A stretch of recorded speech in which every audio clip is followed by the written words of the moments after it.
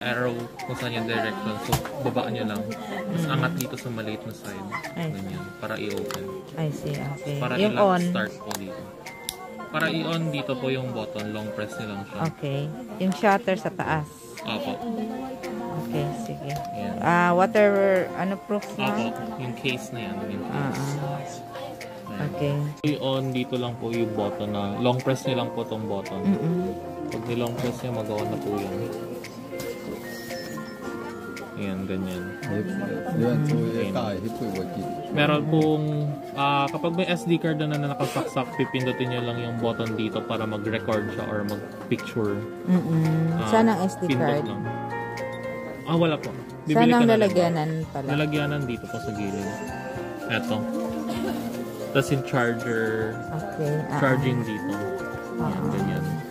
Para dalawang po USB niya, no? Pwede. Yung pang-charge. Pang-computer. Computer. Pang-computer. Okay. Dito lang yung charge. Sige. Para sa una, yung yung recording, yung feature niya. So, kapag gusto niyo palitan, kunwari, mag-take lang kayo ng pictures. Pipindutin niyo lang po yung press. Hindi long press. Press lang po. Ayan. Pag ni-press niya, makikita niyo dito, picture mode na siya. Picture mode. Press lang, hindi long press.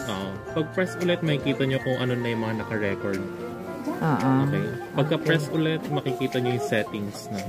Dito yung control para sa settings. Up, down, left, right. Yan. Press ulit, balik na sa recording. Pinakauna. One press lang, hindi long press. Tapos kapag off or on and off yung long press. Yan, off na siya. Long press. Okay.